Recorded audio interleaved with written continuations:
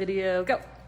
All right. Good morning, good afternoon, good gracious. Good evening. Good evening. All right.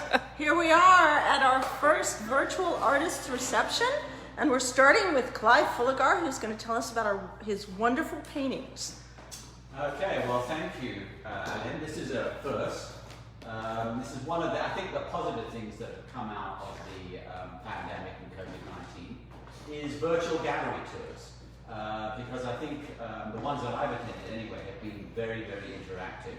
So let me start off by saying, please post your questions, and Kevin will interrupt me at any time so that I'm not prattling on about things that are of little interest to you, and that I'm directly answering any questions that you may have about your art.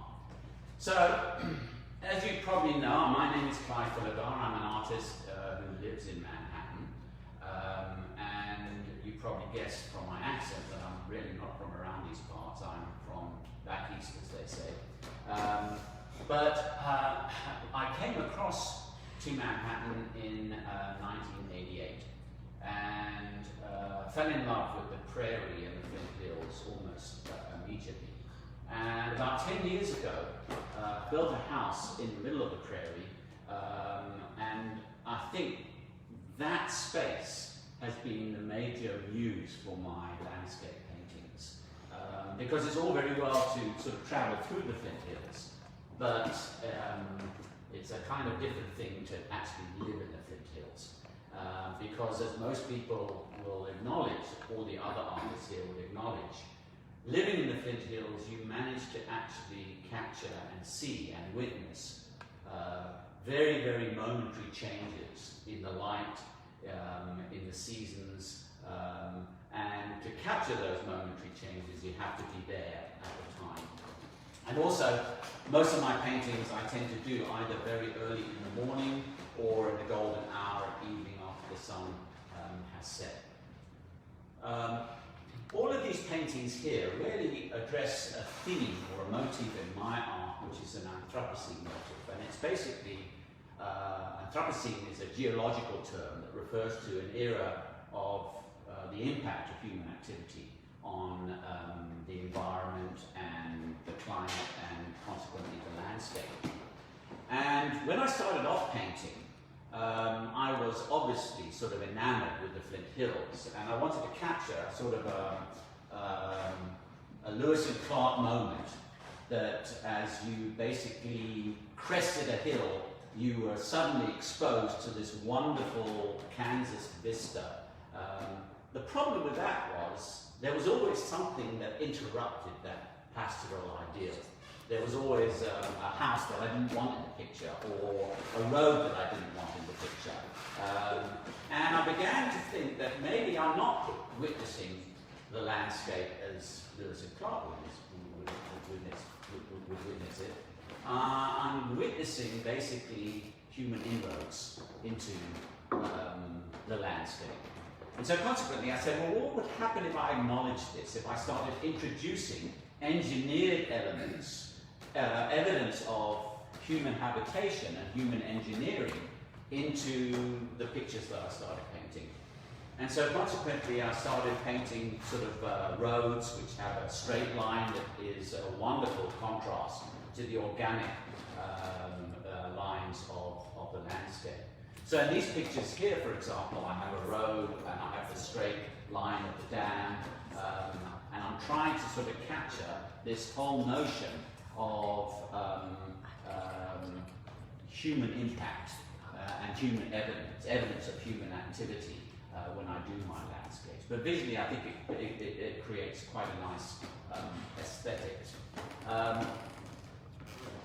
The other thing that I became aware of is the landscape that I was painting is actually completely engineered.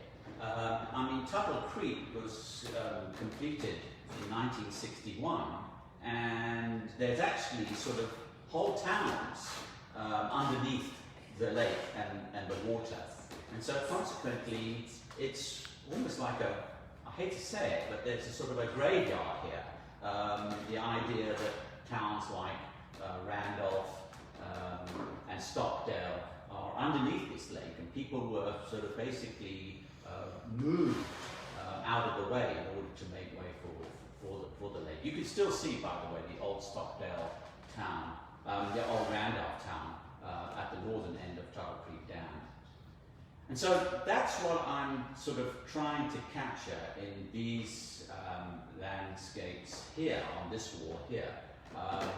Not so much this one here. This one is more in line with these landscapes here. Last year we had some floods.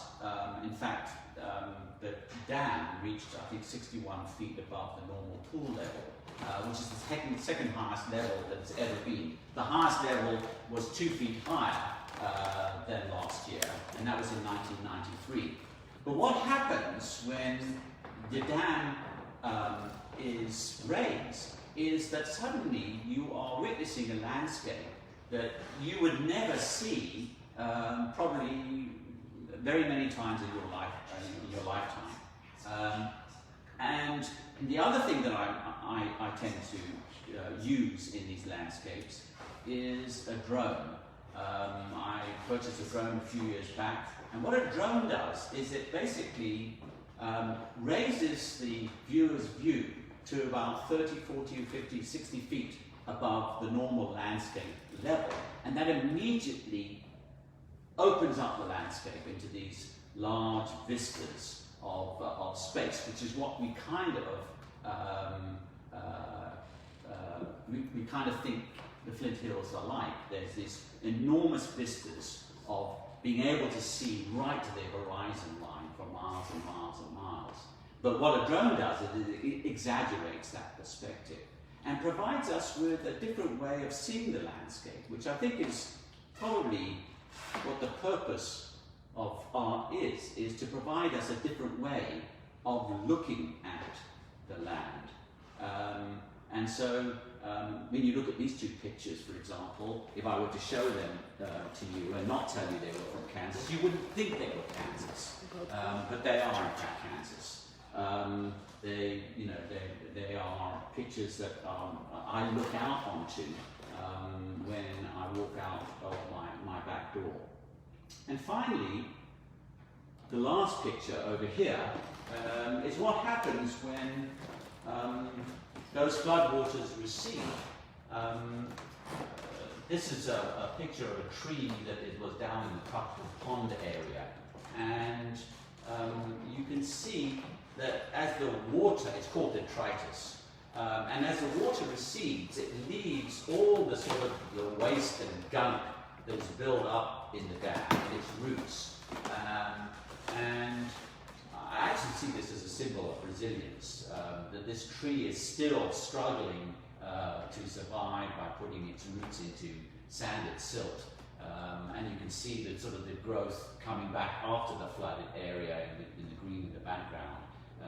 So there's a sort of element of survival that even though these trees are affected by management of the levels of water in the Tuttle Creek Dam, that they survive and they leave behind, I think, a sort of a wonderful monument to resilience.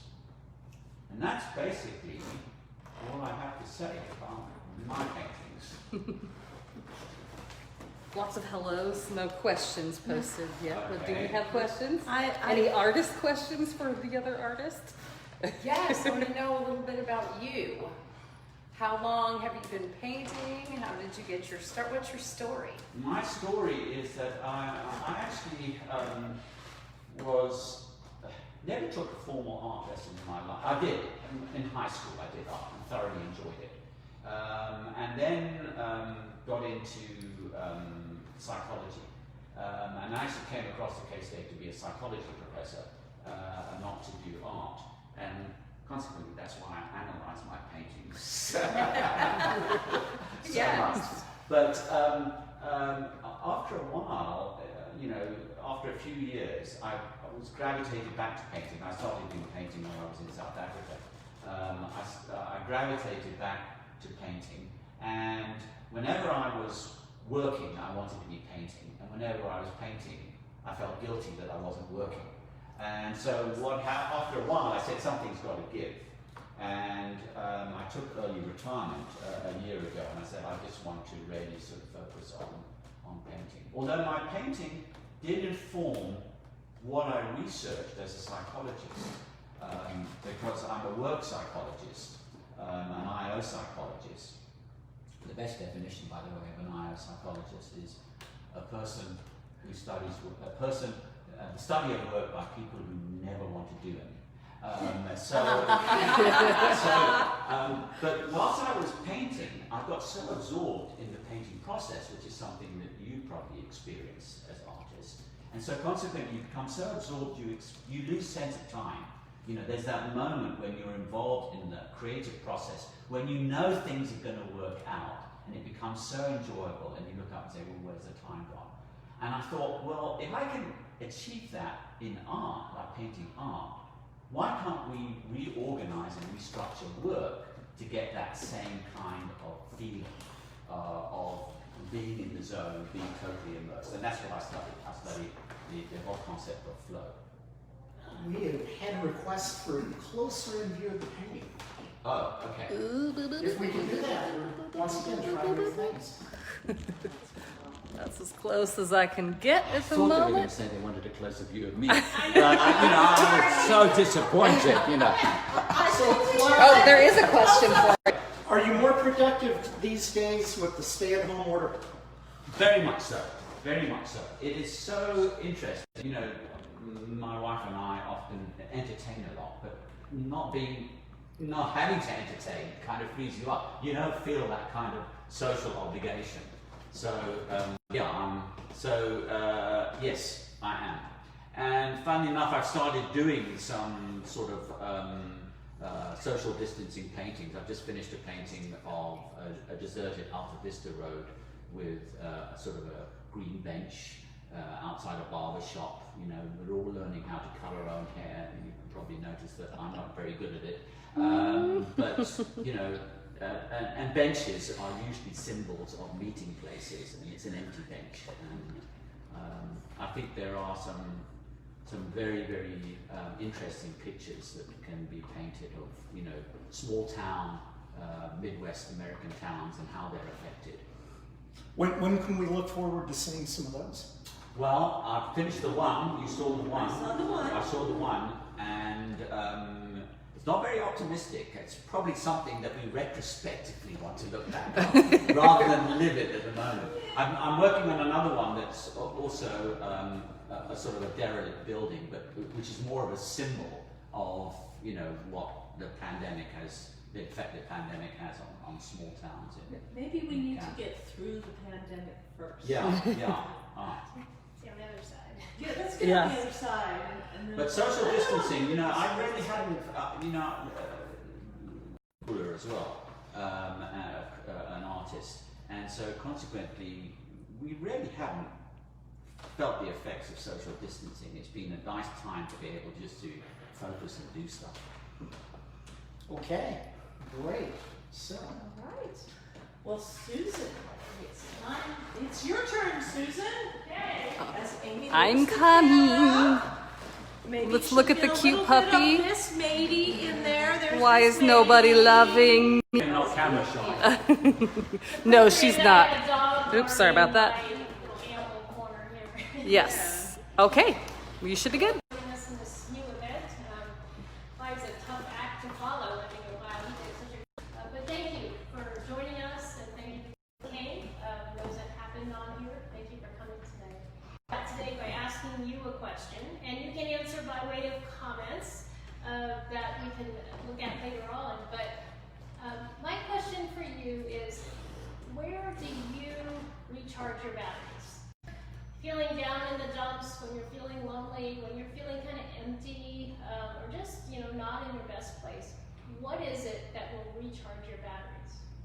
Because really my art is an expression of my battery recharging stations, is the way as I got to thinking about it. Because for me, I have, I don't know if you can say it's a luxury or not, but at this point in time, job. I have a very busy full-time job and farm that takes up a lot of my time. So I'm trying always to find time and energy to paint. And life brings us down a lot, and I find it very difficult to find those moments to have that mental energy to paint. A lot of people think that I should paint to recharge my batteries, but when I am empty, I can't paint. So I am always looking for places and spaces and inspiration first to get myself to that point where I feel I can give that emotion expression that I find in my art.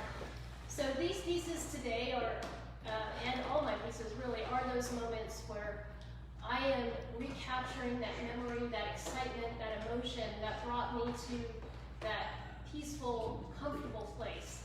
And so I'm going to briefly talk about each of these moments. And the first here is this little painting here. And here I was thinking about the word delight. And thinking of what is delight? What can I do to express, what is the definition of delight? And the first thing I thought of was remembering a photo shoot that I just sort of spontaneously did with a friend's daughter as she was running through one of our pastures. We had a bunch of grown grass that was above her waist. And just absolutely free spirit, this young girl just ran out in this road, just delighted that the grass was so tall. She wasn't thinking about ticks or chiggers or any of those things that I would worry about going out there. She just went out and was doing cartwheels and dancing in this grass. Pure delight. And the other thing about delight, you just can't contain it. And Comment that you can find them on the website. Running around, come running when I call them, their ears flopping, their little tails wagging as they're very happy to come join me in a walk or whatever it is that I'm calling them for. I can't help but smile when I see them. So to me, those two things are a picture of delight. And so this piece is called Summer Frolicking, and it is my expression of the word delight. I'm going to jump to this painting next. And one of the things that I call my soul caffeine is being able to see an amazing sunrise in the morning. And again, I'm usually on my way to work, where I'm catching those sunrises and taking pictures and just feeling enlivened. It really gets me ready for my day. And occasionally I'm coming home from work and it's such a time that I can catch the sunset. And it's not very often that I do a painting that's really pretty straight on whatever the photograph was. And this is one of those rare cases where this is really, it was this amazing. As I was coming home, this is my neighbor's pasture, and there was this amazing color and sweeping clouds and cattle there in the evening, just relaxing at the end of the day. And so this, again, after long, I was tired, but I see this and all of a sudden I have a new energy. I just want to stay out there and watch this whole symphony in the sky unfold. So this piece actually is called Upward Praise, or Skyward Praise. And I actually had friends on Facebook name it for me because I was trying to figure out what to do. And I posted on my Facebook page and that name was suggested. And so thank you for that suggestion in the name. But in that pasture, I was riding my horse one day and I discovered down in the brushy area this old windmill. Heard the creak. Of course, my horse heard it first, as the there, and the horse said, "What?" And I'm like, looked up, like, oh, sure, there's a windmill there amongst the trees, and it's all tattered and broken, but yet it was still trying to work and persist.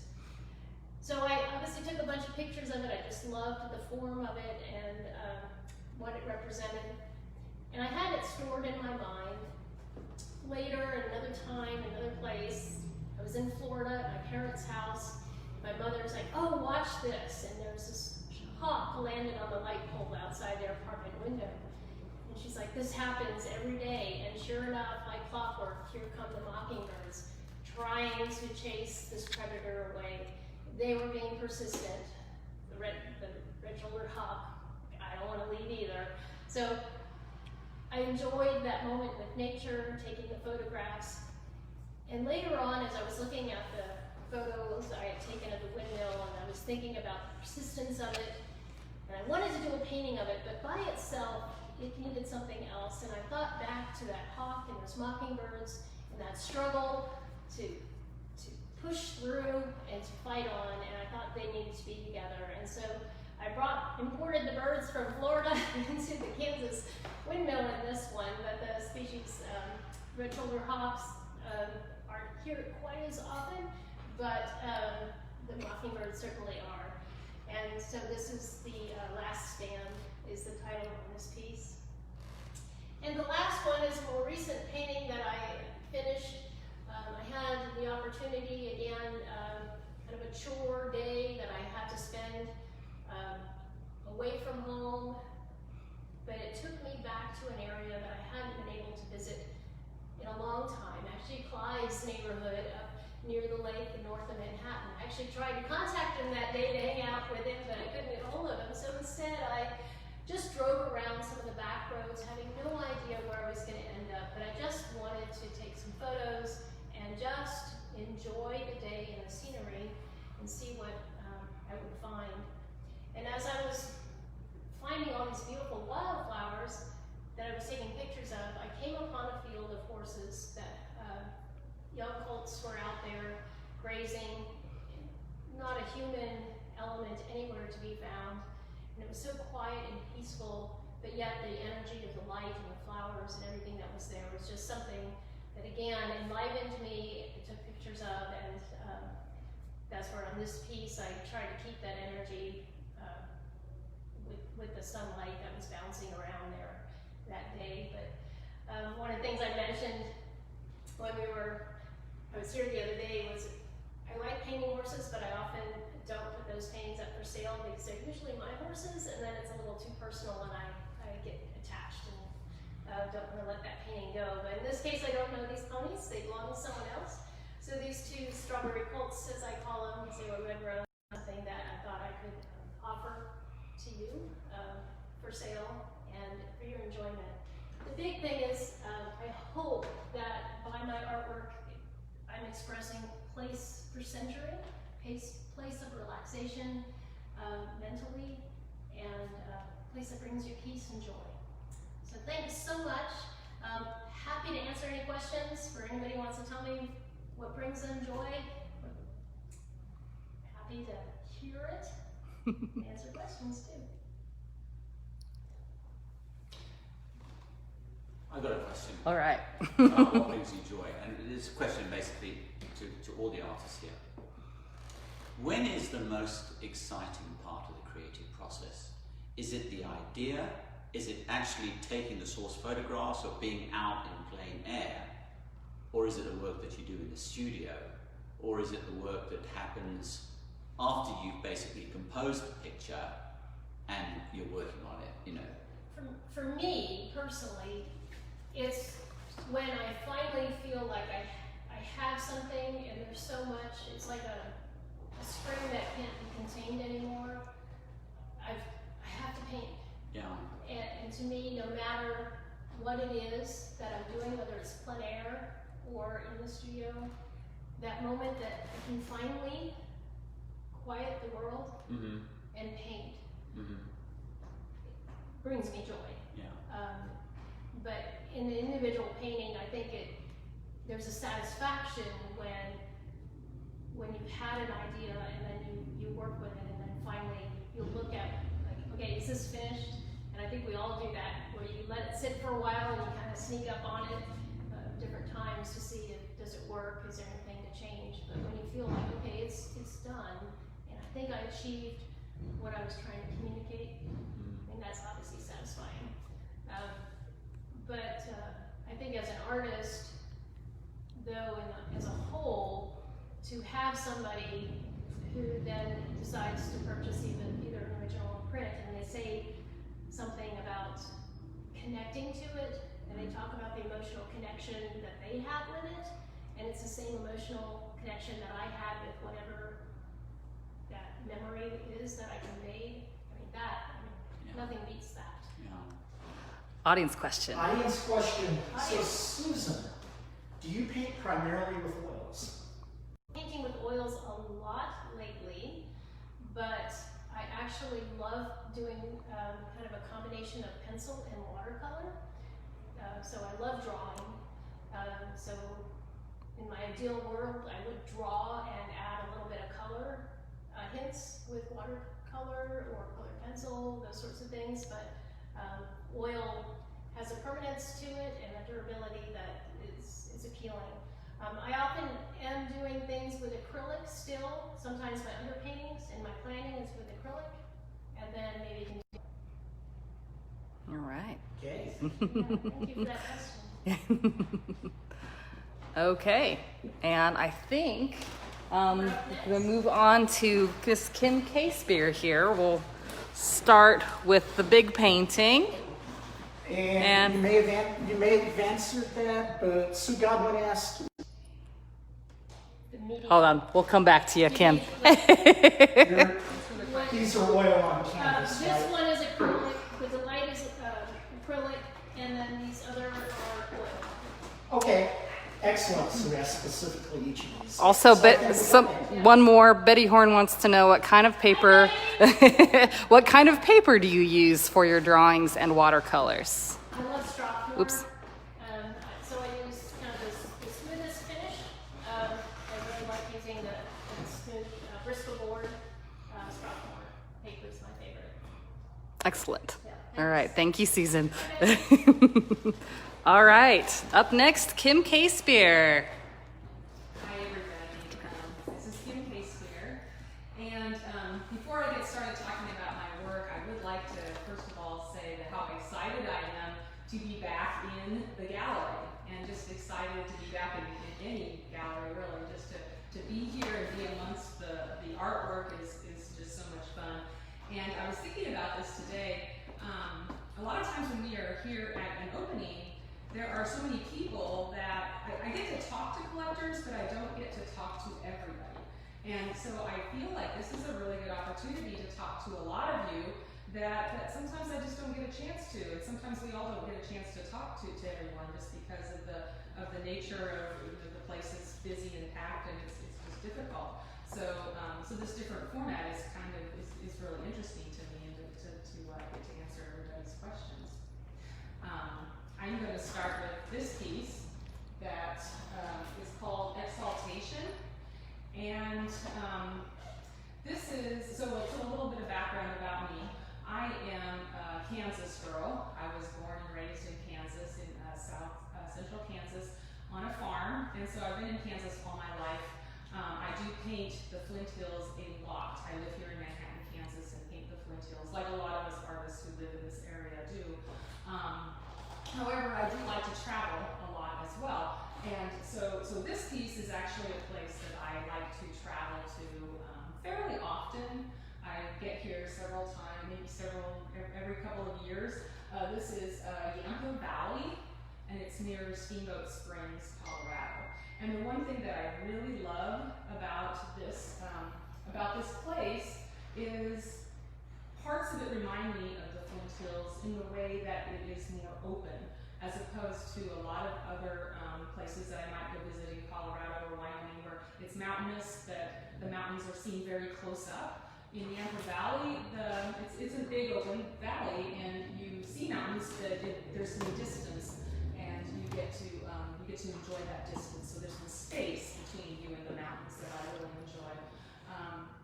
So this is a studio piece, and one thing that I really like to do, my optimal way of working, is to paint on location, to paint plein air work. And then if something is exciting enough to me, then I will bring it back to the studio and finish a studio piece off of the plein air piece. And that's the case for this.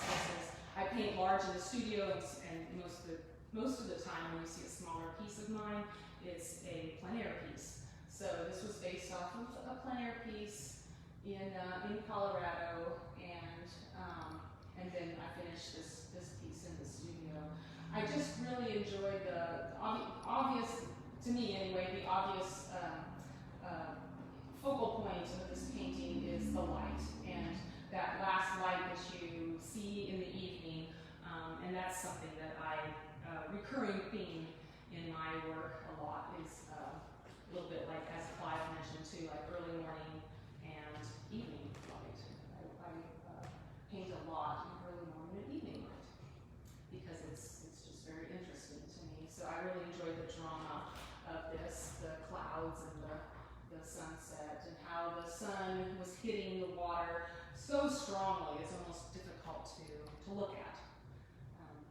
Yeah, so we can Lovely. move on to the next piece. Shall we move on to the one on the stand here? Yes, let's move on to I'm gonna go ahead and just put my camera here, and then we will. Many compliments, no questions yet, but it's beautiful. Okay, this piece is called Confluence, and I didn't talk about this with the last piece, but this is kind of a theme that I have done lately. Not every piece, like plein air pieces, I have not done this, but in the studio work, I've been trying to think of one word that really encapsulates the idea of the piece. And so that's what exaltation, that was just the excitement. And then this piece is I call confluence because the clouds and the land kind of are coming together. And so that to me is what I saw in this work. This is actually a studio. I just said that most of my studio pieces are large, but this is actually a studio piece that is small. But again, it was based off of, not exactly based off of a plein air piece, but based off of a location that I've painted a lot. So, and I do have plein air work that is in this location. This is another idea that I really like, are these little ribbons of road, and it sounds like we might have a question, Kevin. Yes, a question from the web. Do you tone your canvases? Yes, I do. A little bit differently maybe for each piece, but most of the time a transparent, earthy red color, not too dark, just a light, nice wash, so that you can still see the canvas underneath and it's transparent. Yeah, thank you for that question. Yeah, so this is a recurring theme. You'll see it in, I think they can see this piece also, right? Yep. So you can kind of see it in both of these pieces and in other works of mine. One thing we have in the Flint Hills are these windy little roads. And I like to call them ribbons, like little ribbons of road. And so that's what was fascinating to me about this, is this little ribbon of road. And then I need to also talk about kind of an interesting story I have behind this frame. As artists, we don't talk about our frames very often. It's kind of taboo, right? Don't talk about your frames. But I gotta be honest, I actually painted this piece for the frame, which I never do, but I do in this case. And the reason is I was teaching a workshop in Texas, and it happened to be that they rented a space that was a framer's space.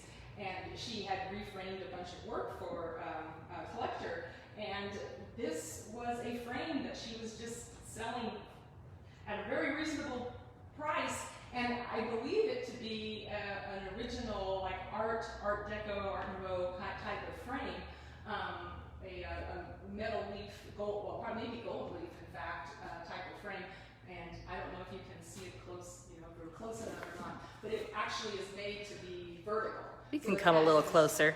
These has these little round corners at the top, but then it's cut off, it's sharp corner at the bottom. So obviously you have to put a vertical painting in it. Anyway, I couldn't say no to this piece. I'm pretty sure it's hand carved, and it was just this beautiful frame that I needed to have. Is that canvas on board, or is it? It is, yes. It's a canvas on mounted to. Yeah. All right.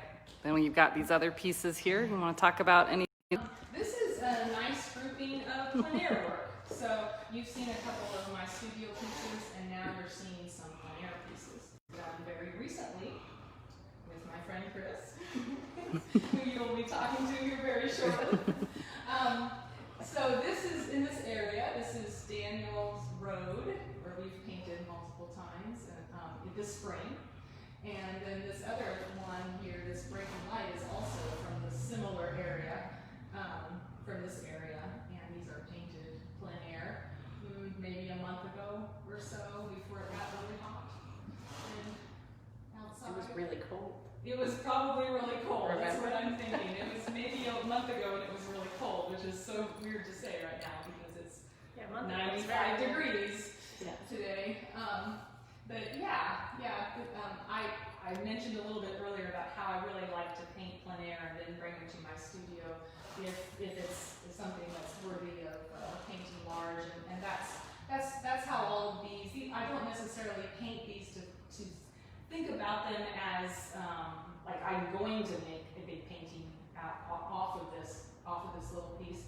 I'm out there thinking more about studying color, and so to me that's what's important about being outside plein air, because when you take photographs you don't get the accurate color and the accurate values. So it's important to me to capture the right colors and values that you see in real life, which is why I paint plein air. And then also just to capture that immediacy, that moment. And I think that's what's interesting about plein air. You're painting so fast, and so you can just get that looseness and that nice moment. I don't know if anybody has any. Oh, we got a question. questions? Yep. Okay. Do you take any workshops yourself, even though you are so skilled? I have. I do. I haven't for the last couple of years, but I have. Yeah. I think it's important to continue to study. I don't think that's something that we should ever stop doing. Really, that's one thing that I've noticed about people that I admire, artists that I admire. You think, well, I think, okay, they don't need to learn anything; they know it all. And yet they will talk about, how I painted this one tree 50 times because I was trying to get the right light and the right textures. So I think that's a common thread that successful artists need to recognize, is that it's not time. There's never a time to stop learning. All right. There's an urban myth going around that 1 year you painted a painting a day. Is that right? Or I did paint a 30 painting a day, but I've done it for maybe 30 days, and then one summer I did that for maybe 60 days. That was quite a while. Yeah, they were so small. It was a straw. It wasn't a little straw challenge. It was big. They were little tiny. Yeah, but not for a whole year. That's. well, that's why it's an urban myth, isn't it? I remember. You've reached urban myth status. That's pretty awesome. That's right. It's funny how things get out of You control. know, the first time I've actually heard that. I don't know. That's interesting. Okay. Yeah. Let's bring Chris in. Your partner in painting. Yes. Sometimes. So we should talk. You want to talk about that now? Should we talk about Let's that? just. So there's a reason why Alan put us on the same space, is because we actually paint a lot together. So I mentioned that earlier, is we were at these locations together painting. So Socially distanced though. socially distanced. There's separate cars and all that stuff. Separate, Well, we yeah. had separate cars. Yes, and actually, plein air painting is the perfect social distance activity, because we're in our separate cars and we need each other, and then most plein air painters don't want to be right next to each other anyway when you're painting. You want to have your view and the other person has their view. So we're apart from each other, but it's a really fun activity. You're outside, it feels very safe, and if you're painting in Kansas, nobody's around. That's right. None of it does. And I'm glad they had us together to do this, because I was going to talk about you anyway. You know, I owe her so much. I was telling a story about her the other day. Oh, I did a demo at another event, and somebody commented on the distance. How did I learn how to paint distance? And I said, let me tell you how I learned to paint distance. And it was the first workshop I took was from Kim, and it was in pastel. I had never painted in plein air, and I had never painted outside. And I had never been to the Flint Hills. And it was a recommendation from another artist. So I drove out there, and I mean, it is April, and it is dark and gray and 40 degrees, and the wind is blowing. And it rained. Gale force, and it rained. 3 days straight. And I'm looking around like, it's like I'm from St. Louis, you know, people like trees, stuff, you know. And I'm looking around, what in the world are we gonna paint? What is there? So I was panicked on every level. So And you were leaving your kids for probably one of the first times. it was, So, yes, they right? were little. Right. That's right. Right, yeah. That is exactly right. I had never let I don't leave very often. Right. So I was freaking out, and we were all spread out, and I can hear her coming up behind me, and I'm like, oh, that's her. But anyway, so she could see me struggling, and she said, may I? And reached in, of course you can, you know, paint away. So she reaches into my box, and she picks this one color, you know, it was like lavender, it was a gray violet, light gray violet. And she just ran it across the back, the horizon line of the pastel, you know, and I was like, oh, that's it, because it just pushed everything back. A 3-hour drive home took me like 5 or 6 hours because I saw it all new. And so it was one of those aha moments that she accelerated for me. And so I'm so grateful. I'll never forget that ever. And then the next workshop was 6 months later, and it was in oil. And that was a whole nother level of I think she wanted to medicate me. I was so much amazing you were friends now. And she's friends with me. So, yeah, but we do have a ball now. I chilled out. So I'll talk about. All right. Thank you, Kim. Okay. Okay. All right. Now. Okay. And this piece, something I want to talk about. People ask me all the time about my reference material. You know, do I paint on site? Do I take pictures? You know, the answer is yes. If I can possibly paint while I'm out there, I will. And sometimes you can't. And this painting is actually, if you get off of Highway 70 on the Deep Creek exit and go south, not very far, this is the creek. But the photograph came from like 10 o'clock in the morning on a clear blue day.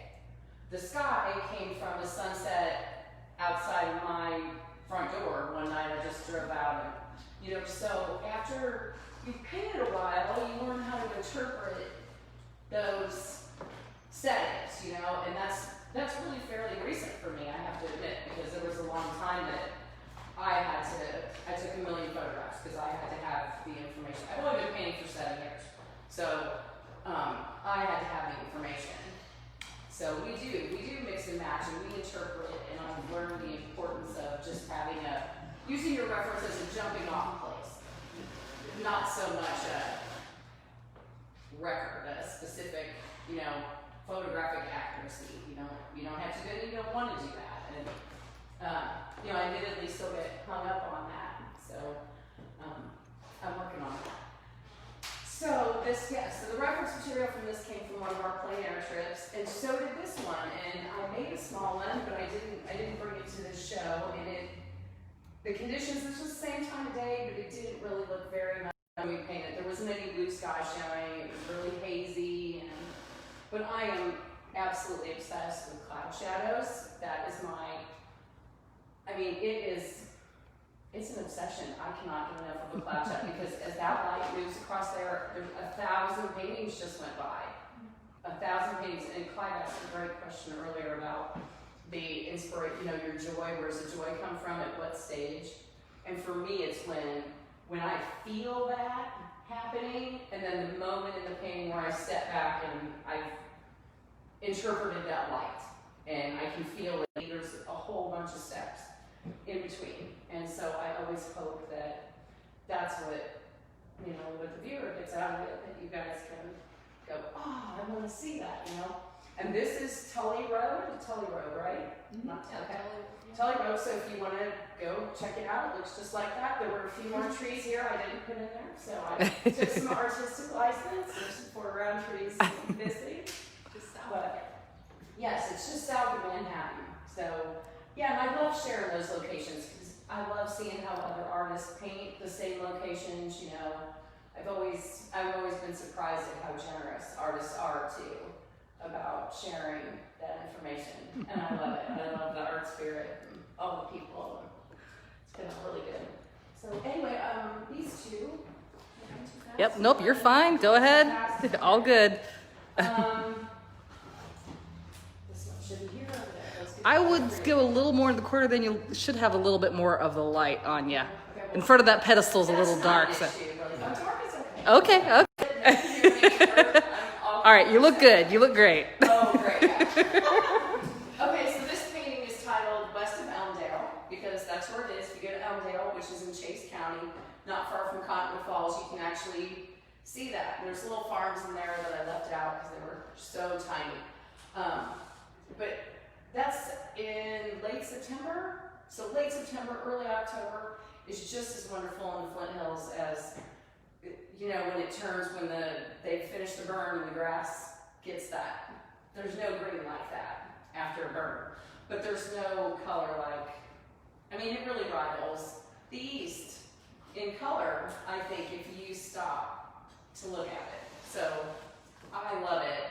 And I mean, really, it's just as simple as that. I love that moment, and I painted it. I like the heavy stuff. Fog was lifting, you know, you get fog, spring, fall, the temperature changes, and it lifts. So that's what that's all about. So you can take the road away from Chase State Lake towards Elmdale, towards Highway 50. What's the road? Yeah. I think it's 50, yeah. I think it's Highway, because Highway 50 is running right through there. Yeah. So yeah, so you can actually, I like to paint places where you can go visit them. In this painting, You're good. this is Chautauqua County, and it's part of the cross timber section of the Flint Hills, which is under-recognized. It is under-recognized. Chautauqua County is just one county over from where I live, and it never disappoints me. There are rocks, huge rocks in the creeks. There are cliffs and bluffs and oak trees galore, but then there's still the distance. Like people, there's enough people out there that manage their land that you can still see the prairie from certain locations. So it is just, to me, it's just like the buffet of the Flint Hills. Everything it has to offer, you know, the cattle, the prairie, the trees, the roads, you know, and farm roads. So that's what that is. In this painting, I've actually reworked this 3 different times. The road, in reality, it's a farm path that comes right through here. So I had painted that wide the first time, and I didn't like that. So I reworked that, and then I don't know what happened the next time I got. So sometimes, you know, it takes, like, which one of you have seen, you let it rest? You let it rest, and then you come back and you go, it kind of hits you in the face, you go, oh, that's not what I wanted to say. So sometimes it takes me, anyway, a while to figure out what I want to say. And I really wanted that to be about what was taking away from that. It was competing with what really drew me to the scene. Because very often when we approach a scene, there's a minimum of 10 paintings from standing in one place. And you can't paint, and we all try when we're new, for sure, we try to paint all 10 paintings in one. So I certainly did and still do sometimes. So yeah, so it's important, you know, for me to figure out what I want to say. So that's what I wanted to say about that. I think I've said everything I want to say. Well said. Do you have a beautiful questions? Thanks. So do you still do pastel work, or are you stuck into oils now? Yes, I just love to paint in oil. I love to paint oil. I like my pastels, but to have 2 mediums going on, you know, while I'm raising kids, and it was just a lot. It was a lot. And then the glass and the size, I want to be able to paint humongous. You know, when I got to do my first 40 by 50 painting, I thought I died in my head. And, you know, you can't do that in pastel. Well, you can. Some people do. Some people do. You can't. But that's just not workable for my life, you know. Right. Myself, my vehicle, not transport, so. Yeah, so, no, so I don't very often anymore. I miss it, but I do. I love painting in oil because it's forgiving. it's forgiving. More so, I feel like, than pastel is. So it gives me, oil seems to, I didn't feel that way at the beginning. Kim can tell you, I didn't feel that way at all. But it is forgiving. Well, I think it's interesting that you and Kim, when I first met Kim, she was doing pastels. Right. Transition to oils. Yes. Well, I don't know how she made that transition, but it was another artist that told me, they said, No, keep going, Chris. question? We should bring all of the artists in together. Oh, but I have a question for Kim. We'll do, and- a and- few questions yeah, for we're not first. done yet. And my question is, do you ever get tired of painting pintores? I imagine, for example, Monet's wife saying to him, not another bloody Look at all these wall." shaking heads. No. You know, and if you do, what do you go to when you want to have a break from painting landscapes? structures and people. I just got a portrait commission. Yeah, so I do portrait figures. Yeah. There's not a lot of market for that, and when you're branding yourself, Yeah. or like they tell you to, don't put a little bit of everything you've ever painted. You want to be known for something. So from a business aspect, you're not going to see all the things that Right. landscape painters do or figurative painters do. Right. I think we've got an audience question, and then I have a question for you.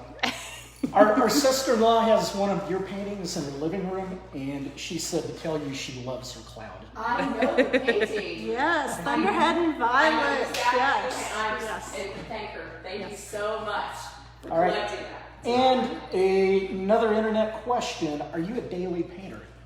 Yes, unless my schedule does not allow it. Yes, I'm a daily painter. You won't see it all. You come visit my burn pile and you'll see that I'm a daily painter. That's funny.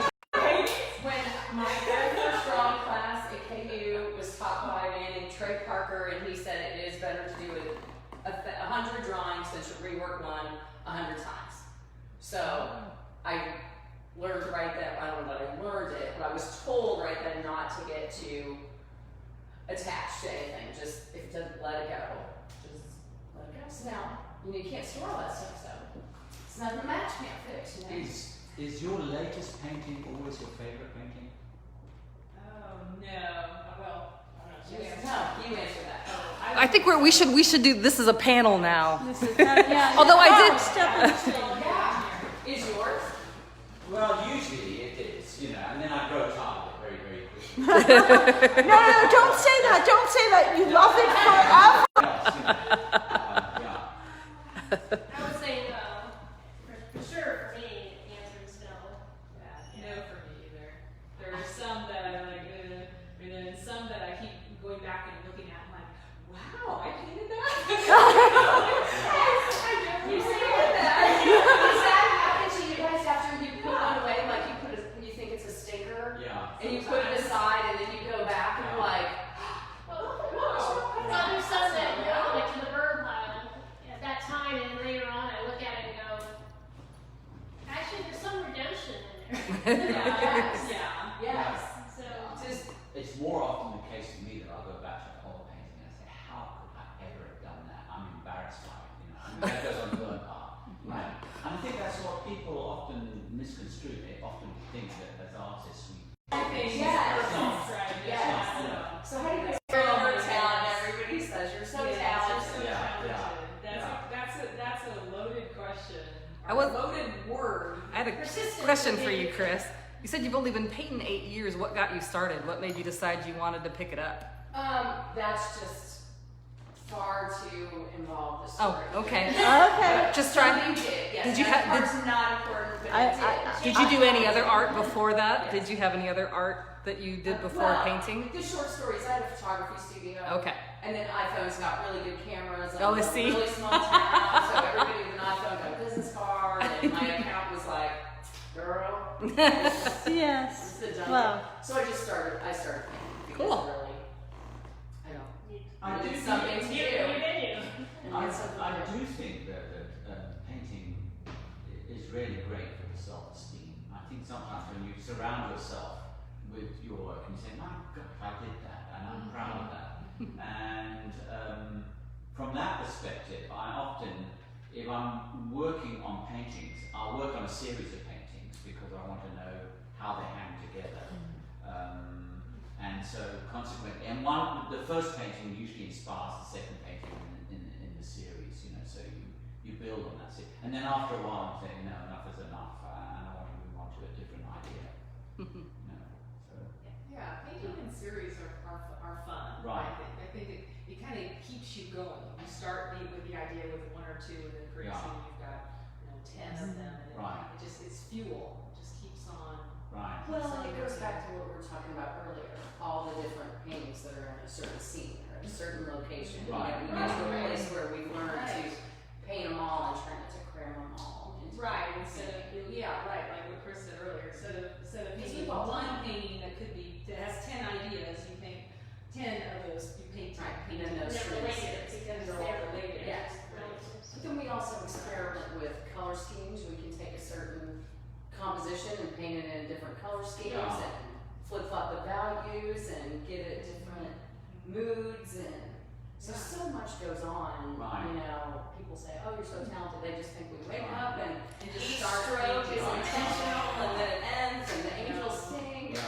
My workshop That's students, girls how we love plants.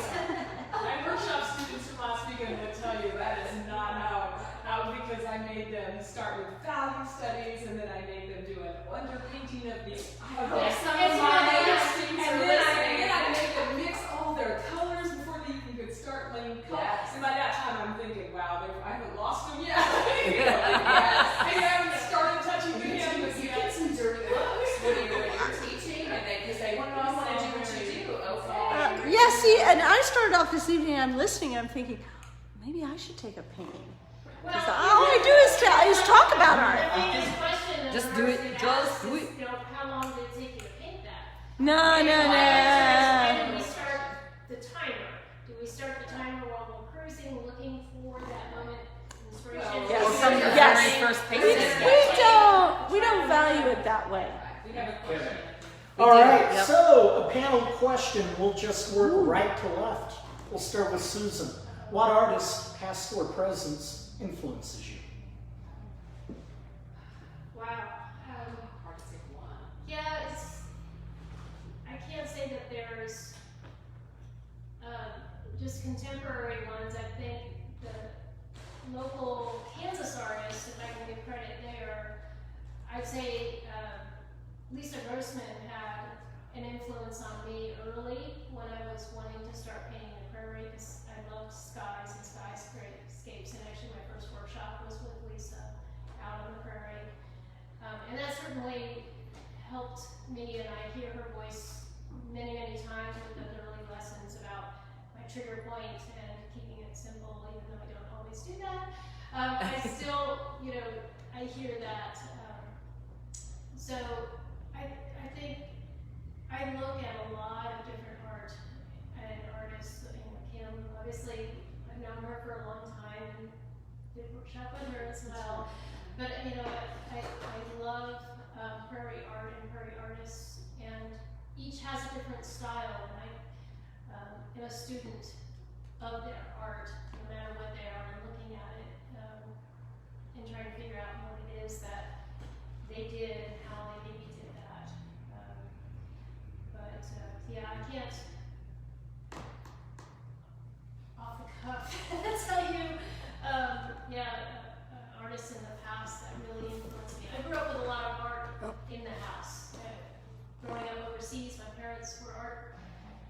They bought art in Hanover. My house was full of original paintings by unknown artists that were beautiful. And so, to me, that the individual piece. Okay. Okay, so I'm going to name three. First, a contemporary artist. I have to give props to Judy Love, because I took her classes at K-State, and she, at the time, and I think she still works in pastel, but she was working in pastel, and that's how I got started in pastel. It was drawing class. I took a drawing class, several drawing classes from her, but when I took a one-on-one, it was like maybe as a senior year, I'm thinking, drawing class from her, I learned how to use pastel, and so I first got to give recognition to Judy Love for getting me started, and And then I'll name two classical artists. One for the emotional aspect of their work, and that's George Innes. I'm totally in love with George Innes' work for that, just that raw, that emotion that it invokes in me. And then the other one is Russian Impressionist Isaac Levitan, because he painted the landscape in just such a honest way, like very few other Impressionist painters that I've seen. So, and I've been very fortunate to be able to travel places where I can actually see these works in person, and they are just like, they bring me to tears. Like I'm almost in tears now just talking about it. Yeah. Yes. Cantonite Innes. I think the first time you see one of those, and there's one at Crystal Bridges, I think it's part of their collection, but it's my very favorite one. And it's one that just, it takes your breath away. I can't remember the title of it, but it's the, just a little, just a spot of blue sky, and then the storm clouds are coming over, and the spotlight thing, and you know, that speaks to how we love the cloud shadows on those little racing strips of light. But I mean, his work was so diverse. It was so diverse, and I think that's what's inspiring for me too, is that he didn't just get stuck and make a product per se. You know, you can tell when an artist is an artist, and they love what they do because it changes, and like she was saying earlier, you don't ever stop learning it, and there is no you have arrived or at the top, even though we see them as being that way. Mary Cassatt. I mean, gosh, that list is It's a long list. It's so long. And the contemporaries, I hate to say because I'm going to miss somebody, especially somebody that I know. Phil Stark, his work is changing. And it's moving. And it was moving before. And so if you're unfamiliar with Phil Stark, look him up. Mark Hansen, Catherine Dunphy. Who else do we follow? All these wonderful artists. Social media is great. Yeah. It is to see how they handle. So, yeah. And again, contemporaries were in the. We've got to let Clive answer. Clive, we got yours too. Well, it's funny because I don't know whether it's a cultural thing, but I've always been interested by British. I got into art actually doing portraits, and then I branched out to landscapes. So the people that have influenced me as British school of artists are people like Lucian Freud and Graham Sutherland, and who were really brilliant painters. But in terms of influences, I really admire painters who do work that I would never be able to do. So I really admire abstract painters because I can't do abstract art.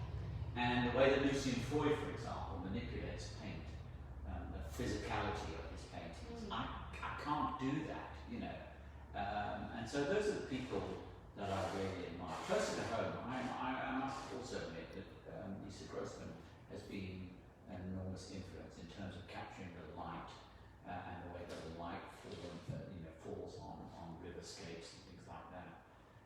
Judy Love, actually, funny enough, when we first came across it, Judy Love was one of the first pictures we purchased. Oh yeah. And I do like her work as well. It's repeatable.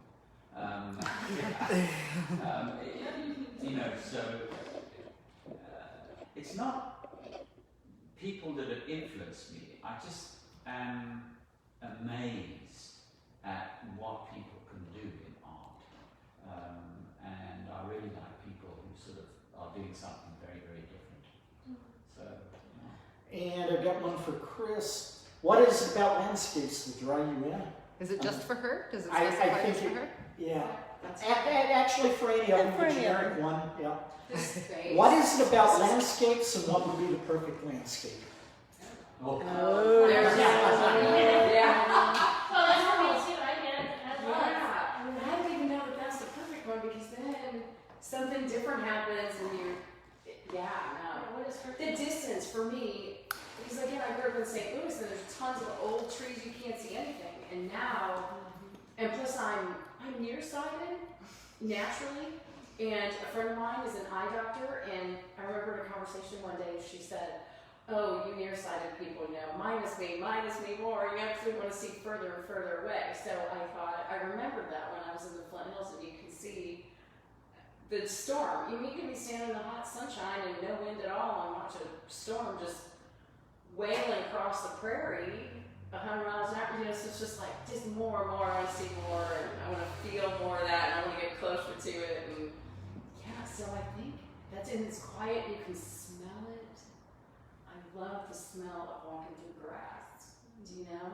That's The smell of walking rain. through and the smell Oh, of yeah. rain. When you're seeing the Or rain, right you before can it smell rains. it. And all the sounds that we don't stop and listen to. Yeah, you almost want to put a recording Which with is your plein air paintings. what I love Hear the for- quail that's what I love and for all the plein air. things that we Yeah. heard. Yeah, because when you're out there, in fact, I'm like my second Saturday came out tomorrow. And- Just spend the day tomorrow sitting out on the prairie in the middle of nowhere Yes. and just be immersed.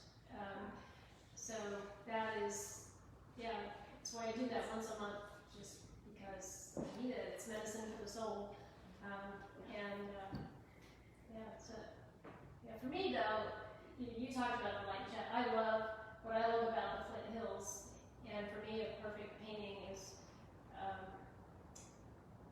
everything aside, I love the shapes and contours in the Flint Hills.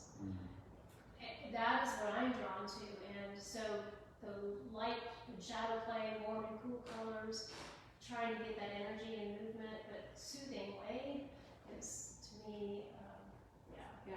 If you haven't read Cheryl Unruh, Fly with People and Waiting for the Sky. We have some Which of them. we have it here at the gallery. Yes, we do. Because she says, I don't think I've ever heard anyone describe it more beautifully. What we're trying to say, we paint it, and now we're supposed to describe it. We all wish we were reading out of Cheryl's book. That's why we paint and not write. I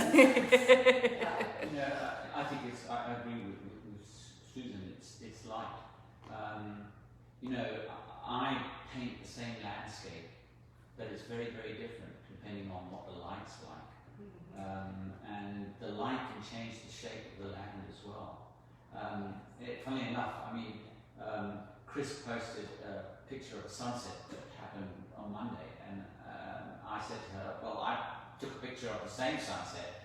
And isn't it amazing that we actually see the same sunset, but we see it differently, and Just our geographic location, the Right. clouds are arranged differently. right, the clouds are arranged differently, but we kind of, and the same. It affects the Susan water. painted the same storm system coming through, and I've seen it, and it's just a different way of seeing. You sort of, so even though you may be in the same area, you do it. You're in the same place, the same location. It doesn't same- run the same. and you Right. paint something that's very, very different. Yes. We So never, it's all- we never worry about our paintings looking alike. It's like, Right.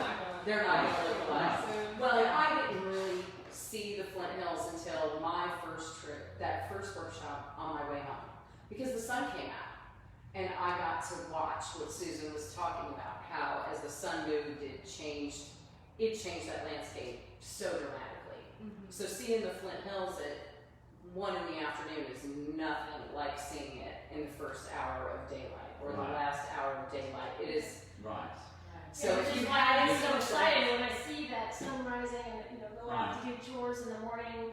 I always Yeah. got my camera with me because I do Yeah. chores when the sun's rising, and it's like somebody's trying to no, I can't go yet. This is just Yes. about to happen. Yeah. Which is, and that really, that is why. That is why. It is the light. You said it. Yeah, so nice. Yeah. well, the light and shadow, really, right? Yeah, they play- I mean, they they play off- have you to can't- work, right, yes. right, it's that yin and It's yang. actually- You we just got- have we're to- trying to have to solve have those that light and problems. shadow combination. Yeah, exactly. So we're trying to solve those problems and then make not only a marketable piece, realistically, we're trying to make a marketable piece, and we're also trying to make something that's true to what we've learned and, the rules and knowing the rules to break. it's just, it never ends. Like, And you that's talk about analyzing, that's all where the are learning analyzing. never ends because you're always learning. There's been Yeah, and then, my gosh, you go to a different state or see something else, and you different just, colors. it's like you're in kindergarten. Yeah. Again, you go, because you can't, and none of those rules apply to. Well, that was like one of the things that I think is fun and challenging about being an artist, even where I can't paint every day, but in my mind I am, that I look at something and I instantly am going, okay, how would I paint that? How would I mix that color? You know, what colors, how could I recreate that if I was painting? You know, what colors would I mix to get that peachy sky or that turquoise or whatever it is, or that grass, because it's not just green. I mean, there's so many colors. Well, and that's what makes it personal too, because you're taking light and turning it into paint, and all of you do that differently. Right. You see know? colors different. Yeah. Yes. I think that's Well, awesome. and we own different kinds of paint. Right. We own different bricks, and they don't all look the same. So, I mean, there's just so many variables. What's your attitude towards commissions? Oh, now Uh, that's Every of us are honored to get commissions. Look straight at the camera. Yes, we're honored. I'm not dependent on it for my livelihood. My challenge with commissions is, as I've already expressed, my paintings are an emotional outpouring from me. So I struggle honestly with commissions because I don't have the emotional connection while I'm painting it. And so that's because I'm an emotional painter, that's a struggle for me.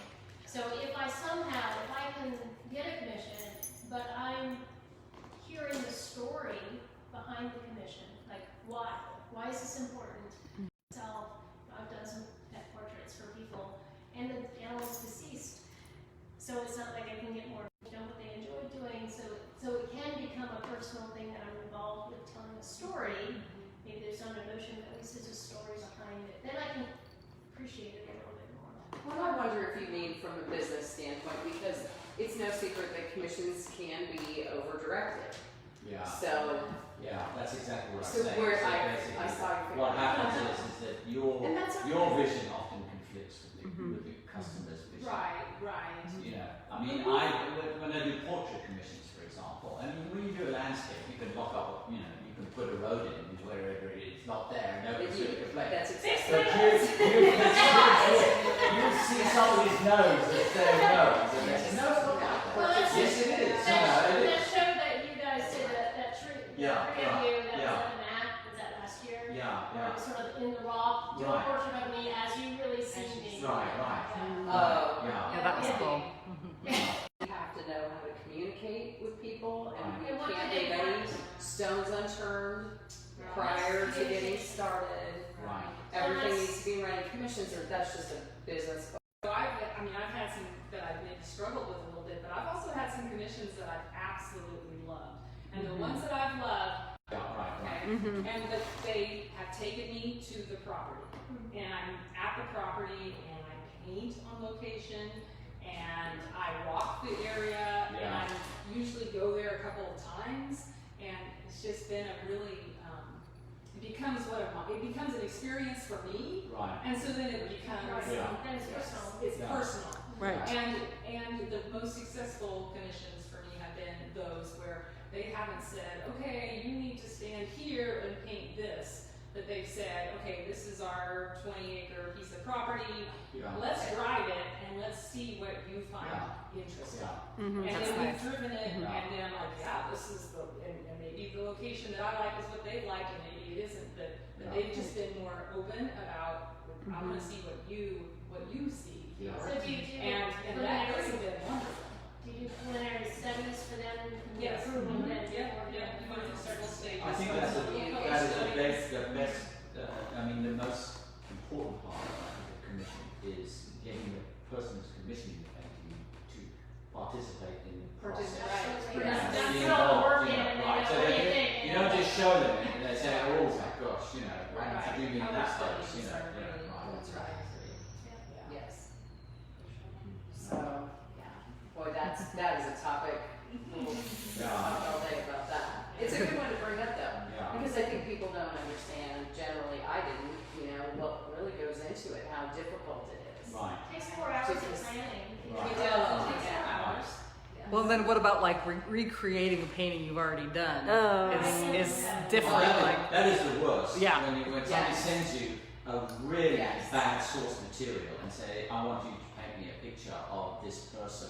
And the material is there. There's no information in the material at all. There's no skin tone color.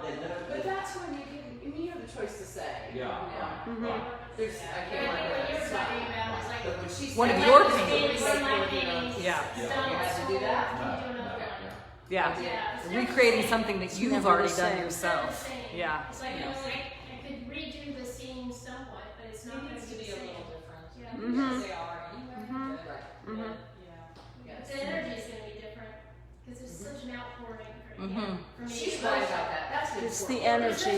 It's the energy is very important. It's not paid by numbers. No, It's it's so not a paint by Yeah, numbers. responding to the paint as you're working with it, and you know, like you guys that mix a lot of colors on the palette, even you know as you're Yes. layering, and the dynamic's different with the next one. 'Cause But- you don't remember the order necessarily. I'll say one very positive thing about commissions is that commissions of their work are probably the most appreciated paintings that you Well, can Oh do. yeah. I mean, people say this is my, this Yes. is. So I Yes. mean, in that sense, I think if they work really well. Yeah. No, it's It's true. I mean, as a person that doesn't know a lot, when I talk about bread and butter, it's very Yeah. important to have commission paintings. To have that connection with a collector, that's enough that they want something custom made. It's huge. But I also love it when they come in and they're like, I want that one. Yeah, that's nice too. That just, I have to have that. They saw it on the internet. I have to have that. Okay. Right. Well, that's usually when I've had people contact me, I said, have you gone? That's not necessarily something's personal homestead or history or whatever. It's like, is there something already done that can meet that or can be modified to meet that need? So it matches your sofa or your feet, as her things like that. And then that comes the question of, no, we all wins. No, you must start with the art. Start with the art because you can tweak the wall color to match the painting. Please don't ask the artist to tweak the painting. The matter is, yeah, I mean, it's nature. When you're doing landscape, Oh, I mean, nature might be matches. too close to this. Right? Hear you really loud over. You can do it, and I think sometimes people think it has to match and color scheme, but you take Chris's sky there, look at all the colors in there. I mean, there's no, you're right. I mean, there's it could go a lot. And then you look at lines. There's a very neutral. I mean, what do they match with? You know, What do so, they match with? So. yeah. Well, that was the good thing about landscapes is that they're even dramatically different ones are going to have nice, a lot of warmth and a lot of colors that people are going to have in their house with a wide spread of style decor.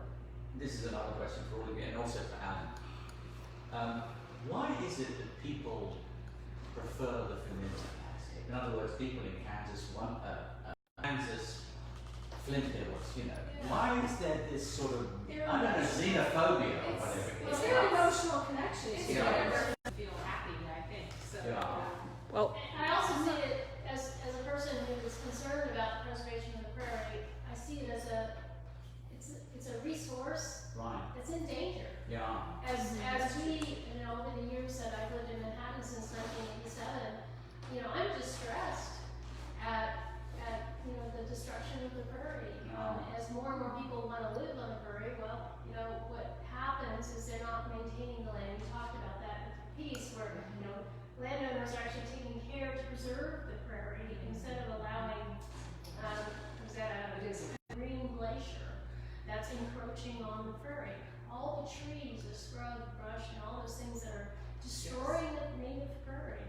And it, you know, so it's actually kind of almost hard to find places sometimes for doing pure prairie paintings without having to do artistic edits to remove some of that overgrowth. And so for me, capturing by doing the paintings, you know, preserving history that I think at some point will be either gone because the trees have taken or it has been developed. And it's lost that pristine beauty. No. I hope, but it's smaller and smaller pieces Right. in this immediate area where you can find it.